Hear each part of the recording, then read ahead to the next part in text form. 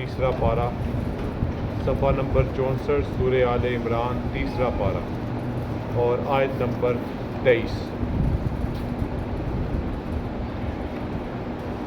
الحمدللہ رب العالمین والصلاة والسلام علی رسولہ الکریم، اما بعد فاعوذ باللہ من الشیطان الرجیم، بسم اللہ الرحمن الرحیم۔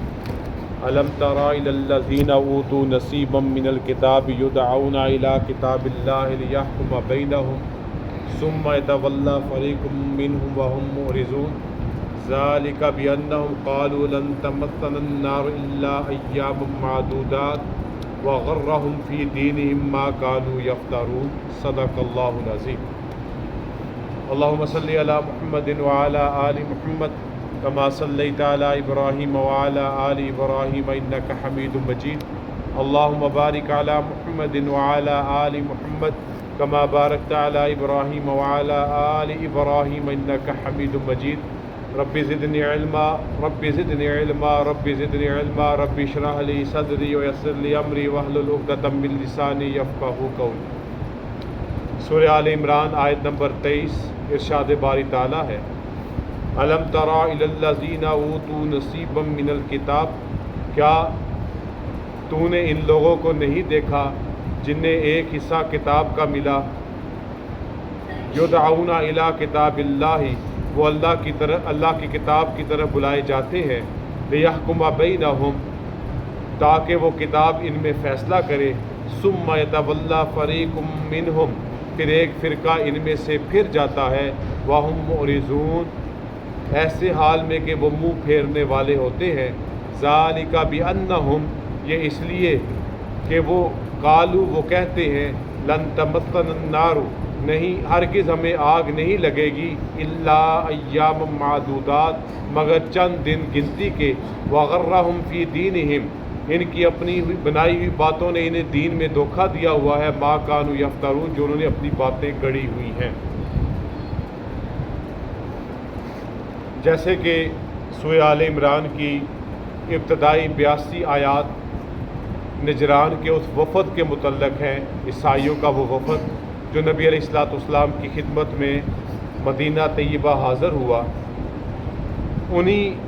اسی سارے پس منظر میں اللہ رب العزت ان 3 آیات میں، جن میں سے 2 کا ترجمہ آپ کے سامنے رکھا گیا، اللہ رب العزت یہ بیان فرما رہے ہیں کہ کیا آپ ان لوگوں کی طرف نہیں دیکھتے جنہیں ایک حصہ کتاب کا ملا، نصیبا من الکتاب، اس سے کیا مراد ہے؟ چونکہ جو کتاب حضرت عیسیٰ علیہ السلام پر انجیل کی صورت میں نازل ہوئی تھی، وہ اپنی اصل حالت میں موجود نہیں تھی مکمل طور پہ، لیکن کچھ حصہ اسی طرح موجود تھا جیسا کہ نازل ہوا۔ اس کو اللہ تعالیٰ نے اشارہ فرمایا، نصیب من الکتاب، کتاب کا کچھ حصہ۔ ایسے ہی جو کتاب حضرت موسیٰ علیہ السلام پر تورات کی صورت میں نازل ہوئی، وہ بھی جیسے نازل ہوئی مکمل اس طرح محفوظ موجود نہیں تھی اہل یہود کے پاس، لیکن اس کا کچھ حصہ تورات کا جو موجود تھا، محفوظ تھا، وہ بھی عینی وہی تھا جو حضرت موسیٰ علیہ السلام پر نازل ہوا۔ اللہ رب العزت اس طرف اشارہ فرما رہے ہیں کہ جو بھی تھوڑا بہت صحیح حصہ، چاہے عیسائیوں کے پاس انجیل کی صورت میں اور یہودیوں کے پاس تورات کی صورت میں موجود تھا، اس تھوڑے سے حصے کو بھی اگر آپ وہ سمجھ لیتے تو وہ اسلام کی حقانیت اور نبی کریم صلی اللہ علیہ وسلم کی پہچان کر لیتے، لیکن انہوں نے اپنی ضد، ہٹ درمی، اپنے اناد کی وجہ سے اس تھوڑے سے حصے کو، جہاں پر نبی علیہ السلام کی صفات بھی موجود تھی، نبی اکرم صلی اللہ علیہ وسلم کے بعثت کا تذکرہ بھی موجود تھا اور آپ کے تذکرے بھی موجود تھے، انہوں نے اس کتاب کی بھی نہ مانی جس میں اللہ رب العزت نے نبی محترم صلی اللہ علیہ وسلم کی بعثت کا، آپ کے آنے کا، آپ کی نشانیوں کا ذکر کیا تھا۔ تو اللہ رب العزت اسی طرف اشارہ فرما رہے ہیں۔ پھر اللہ فرماتے ہیں، یدعون الی کتاب اللہ لیحکم بینہم، وہ اللہ کی کتاب کی طرف بلائے جاتے ہیں تاکہ وہ کتاب ان میں فیصلہ کرے۔ اب یہاں سے ایک معنی تو وہی مراد ہے کہ یہ کتاب کے اس حصے کی طرف بلائے جاتے ہیں جو اصلی حالت میں تورات کا حصہ اور انجیل کا حصہ موجود تھا۔ اگر وہ اس کی طرف بھی رجوع کر لیتے تو وہ صحیح فیصلے کی طرف پہنچ جاتے، ایک معنی۔ دوسرا معنی اس کا یہ بھی مفسرین نے بیان کیا ہے کہ جس کتاب کی طرف اللہ بلا رہے ہیں وہ اس وقت کا قرآن مجید بھی ہے، اگر اس کی ہی طرف متوجہ ہو جاتے تو یقیناً ان کے درمیان کوئی مناسب راہ حق کے تلاش کرنے کا فیصلہ ہو جاتا۔ لیکن ہوا کیا؟ ثم یتولی فریق منہم، پھر ایک فرقہ، ایک جماعت ان میں سے پھر جاتا ہے، یعنی نہ وہ تورات اور انجیل کے اس حصے کو قبول کرنے کے لیے تیار ہے جہاں پر اسلام کی حقانیت اور نبی کریم صلی اللہ علیہ وسلم کی رسالت کے تذکرے موجود ہیں، اور نہ ہی قرآن مجید کے حوالے سے، اس کی ہدایات کے حوالے سے اس کی طرف رجوع کرنے کی طرف متوجہ ہوتا ہے۔ وہ صرف اور صرف اس سے روگردانی کر رہے ہیں، کجروی اختیار کر رہے ہیں، اپنی مرضی کا راستہ اختیار کر رہے ہیں، وَهُمْ مُعْرِضُونَ، اور وہ اس سے منہ پھیرنے والے ہوتے ہیں۔ یہ رویہ ہے اولاً عیسائیوں کا اور اس کے ساتھ ضمناً اہل یہود کا، دونوں کا رویہ اسی طرح کا ہے۔ اللہ فرماتے ہیں اس کی کیا وجہ ہے؟ ذَلِكَ بِأَنَّهُمْ، یہ اس لیے وہ قالو کہتے ہیں لن تمسنا النار الا ایام معدودات، ان کو آگ صرف چند گنسی کے دن ہی چھوئے گی۔ یہ بھی یہود کا ایک نقطہ نظر تھا، نصارہ کا نقطہ نظر تھا، کہ جیسے کہ یہود کا نقطہ نظر یہ تھا کہ ہم اتنے دن ہی کا، دونوں کا رویہ اسی طرح کا ہے۔ اللہ فرماتے اس کی کیا وجہ ہے؟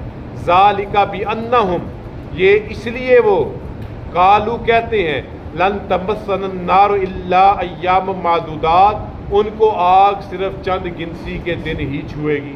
یہ بھی یہود کا ایک نقطہ نظر تھا، نصارہ کا نقطہ نظر تھا، کہ جیسے کہ یہود کا نقطہ نظر یہ تھا کہ ہم اتنے دن ہی جہنم میں رہیں گے جتنے دن بنی اسرائیل پر جو ہے وہ، ایک نقطہ نظر یہ تھا کہ جتنے دن بنی اسرائیل جو ہے وہ میدان تیہ میں سرکردہ رہے، یا جتنے دن حضرت موسیٰ علیہ السلام تورات لینے گئے۔ اور عیسائیوں کا نظریہ یہ ہے کہ وہ صرف چند دن آگ میں ہیں پھر واپس آ جائیں گے۔ وجہ کیا ہے؟ وجہ ان کی یہ بیان کی جاتی ہے کیونکہ حضرت عیسیٰ علیہ السلام ان کے گناہوں کی پاداش میں سولی پہ چڑھا دیے گئے، اب ان کے ساتھ کوئی اس طرح کی پوچھ گچھ کا تفصیلی معاملہ نہیں ہوگا۔ اللہ فرماتے ہیں وَغَرَّهُمْ فِي دِينِهِمْ، یہ سب کچھ ان کا دھوکہ ہے جو انہوں نے انہیں اپنے دین میں انہوں نے اپنے آپ کا دھوکہ دیا ہوا ہے، مَا كَانُوا يَفْتَرُونَ، جو انہوں نے باتیں اپنی گڑی ہوئی ہیں، بنائی ہوئی ہیں۔ پھر اللہ فرماتے ہیں فَكَيْفَ، پھر ان کا کیا حال ہوگا، اِذَا جَمَعْنَاهُمْ، جب ہم ان کو جمع کریں گے، لِيَوْمٍ لَا رَيْبَ فِيهِ، اس دن جس میں کوئی شبہ نہیں۔ اور وہ کیا دن، کون سا دن ہے؟ وہ روز قیامت، وہ میدان محشر ہے، جس دن سارے انسانوں کو، ہر مذہب کے انسانوں کو، ہر رنگ و نسل کے انسانوں کو اس میدان معاشر میں اللہ کے سامنے حاضری دینی ہوگی۔ اور پھر اللہ فرماتے ہیں وَوُفِّيَتْ كُلُّ نَفْسٍ مَا كَسَبَتْ، اور ہر کسی کو اپنی کمائی کا پورا پورا اجر دیا جائے گا۔ یعنی دنیا میں جس نے جو جو اچھائی برائی کی ہوگی وہ اس کا اپنا اس کہ قیامت کے دن اپنا بدلہ پالے گا۔ وَهُمْ لَا يُظْلَمُونَ، اور ان پر کوئی ظلم نہیں کیا جائے۔ اگلی آیات اللہ فرماتے ہیں قُلِ اللَّهُمَّ مَالِكَ الْمُلْكِ، تو کہہ اللہ بادشاہی کے مالک ہے، تُؤْتِي الْمُلْكَ مَن تَشَاءُ، جسے تو چاہے سلطنت دیتا ہے، وَتَنزِعُ الْمُلْكَ مِمَّن تَشَاءُ، اور جس سے چاہتا ہے سلطنت چھین لیتا ہے، وَتُعِزُّ مَن تَشَاءُ وَتُذِلُّ مَن تَشَاءُ، جسے تو چاہتا ہے عزت دیتا ہے اور جسے تو چاہے ذلیل کرتا ہے۔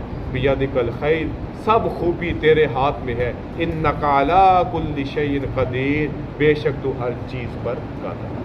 اب اس آیت مبارکہ کے تفسیر کے حوالے سے دو حوالے۔ پہلا حوالہ نصارہ کا وہ وفد جو نبی کریم صلی اللہ علیہ وسلم کی خدمت میں حاضر ہوا، اس میں ایک شخص تھا جس کا نام تھا ابو حارثہ بن علقمہ۔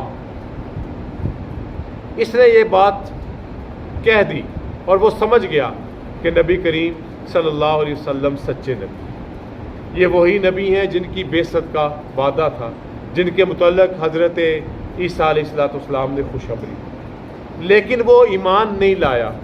وجہ کیا تھی؟ اگر وہ ایمان لے آتا تو عیسائی بادشاہ، رومی بادشاہ کی طرف سے جو ان کو اعزازات ملے ہوئے تھے وہ چھن جانے تھے، جو القابات ملے ہوئے تھے وہ چھن جانے تھے، جو مقام و مرتبہ، جو سٹیٹس ان کو ملا ہوا تھا وہ ان کے پاس نہیں رہنا تھا اسلام قبول کر لینے کے بعد، جو ان کو وہاں سے وظائف ملتے تھے وہ ختم ہو جانے تھے۔ اس ڈر، اس خوف اور اس اندیشے کی بنیاد پر انہوں نے نبی علیہ السلام کی حقانیت کو، آپ کی سچائی کو سمجھ تو لیا مگر آپ پر ایمان نہیں لایا۔ اس شخص نے، ابو حارثہ بن علقمہ نے اس کا تذکرہ اپنے بھائی کرز بن علقمہ سے بھی کیا۔ اللہ تعالیٰ نے کرز کو، اس کے بھائی کو ہدایت نصیب دے دی، وہ صحابی رسول بھی ہو، لیکن یہ ابو حارثہ مسلمان نہیں ہوا اسی بنیاد پر کہ اگر میں اسلام لے آیا تو میرے پاس بادشاہ کی طرف سے ملنے والے جتنے بھی نوازشات ہیں، جتنے بھی اعزازات ہیں، جتنے بھی وظائف ہیں وہ سب کیا ہو جائیں گے؟ چھن جائیں۔ تو یہاں پہ اللہ فرما رہے ہیں اللہ ہی ہے جسے بادشاہت دے دے اور اللہ ہی ہے جس سے بادشاہت چھین۔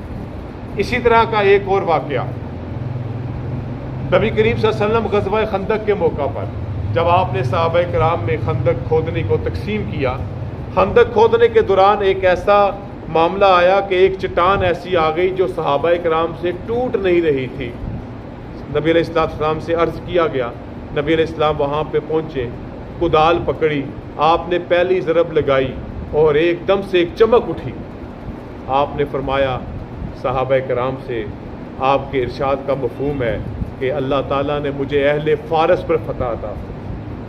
دوسری کدال ماری تو دوبارہ ایک چمک اٹھی، نبی علیہ السلام نے فرمایا اللہ تعالیٰ اب مجھے سلطنت روم پر بھی فتح نصیب فرمائیں گے۔ تیسری کدال ماری، چٹان بھی ریزہ ریزہ ہو گئی اور پھر ایک دفعہ سے پھر ایک چمک اٹھی، آپ نے فرمایا اب صنائے یمن بھی میرے ہاتھوں سے محفوظ نہیں رہا۔ یہ نبی علیہ السلام اپنے صحابہ کو خوشخبری دے رہے تھے کہ یہ بادشاہت جو آج ان کے ہاتھوں میں ہے یہ مجھ پر ایمان لانے والوں کے پاس ایک دن آ کر رہے گی۔ اور بہت زیادہ عرصہ نہیں گزرا، نبی علیہ السلام کے بعد صحابہ کے ہی زمانے میں اور خلفائے راشدین کے ہی زمانے میں یہ تمام علاقے مسلمانوں کے مفتوح ہوئے، اور یہ جو خوشخبری نبی علیہ السلام نے اس خندق کو کھودنے کے درمیان، اس کو توڑنے کے دوران جو کی دی تھی وہ پوری ہوئی۔ تو اس کا مصداق وہ بھی ہے کہ اللہ ہی ہے جس کو بادشاہت عطا کر دے اور اللہ ہی ہے جس کو بادشاہت چھین لے، اور اللہ نے یہ بادشاہت نبی علیہ السلام کے صحابہ کرام، نبی علیہ السلام کے غلاموں کے نصیب میں رکھ دی، اور بادشاہت کا اتارنا نہ فارس کی بادشاہت رہی، نہ روم کی بادشاہت نہیں، اور نہ یمن والوں کے پاس بادشاہت رہی۔ اس آیت میں اس بات کی طرف بھی مفسرین نے فرمایا، یہ بھی اشارہ ہے، اس کا یہ شان نزول بھی ہو سکتا ہے کہ آپ کہہ دیجئے اے اللہ مالک الملک، آپ ہی بادشاہی کے مالک ہیں، تؤتی الملک من تشاء، آپ جسے چاہتے ہیں سلطنت دیتے ہیں، وتنزع الملک ممن تشاء، اور جس سے چاہتے ہیں سلطنت چھین۔ اسی آیت کا اگلا جز بھی بڑی سمجھداری کا ہے، اس کو سمجھنے کی بات ہے، وتعز من تشاء وتذل من تشاء، اللہ جسے تو چاہتا ہے عزت دیتا ہے اور جسے تو چاہے ذلیل کرتا ہے۔ اگر اس جملے کو، اس آیت مبارکہ کے حصے کو پچھلے حصے کے ساتھ ملا کے پڑھا جائے تو بات کیا سمجھ آتی ہے؟ بعض اوقات بادشاہت تو ہوتی ہے لیکن عزت نہیں، اور بعض اوقات بادشاہت نہیں ہوتی، فقیری ہوتی ہے، اللہ اس فقیری میں بھی عزت عطا کر دیتے ہیں۔ لہٰذا جہاں پر بادشاہی دینے کا اختیار اللہ کے پاس، لیکن عزت ذلت کا اختیار بھی اللہ کے پاس، بادشاہی کسی کے پاس نہ رہے، چھن جائے، وہ بھی اللہ کا اختیار، اور اس کے ساتھ ذلت اور عزت کا مل جانا بھی اللہ کے پاس۔ بادشاہت مل جائے عزت نہ ہو تو ایسی بادشاہت کا کیا فائدہ، اور بادشاہت مل جائے اور عوام کے دلوں میں عزت بھی ہو، اس جیسی بادشاہی کا مقابل کوئی نہیں۔ اور اگر بادشاہی نہیں ہے، عزت ہی عزت ہے، تو ایسی فقیری بھی اللہ کے ہاں قابل عزت بھی ہے اور قابل قدر بھی ہے۔ تو بادشاہت ملنا الگ چیز، عزت اور ذلت کا ملنا الگ چیز ہے۔ بیدک الخیر، سب خوبیاں سب بلائیاں صرف ایک اللہ کے ہاتھ میں ہیں۔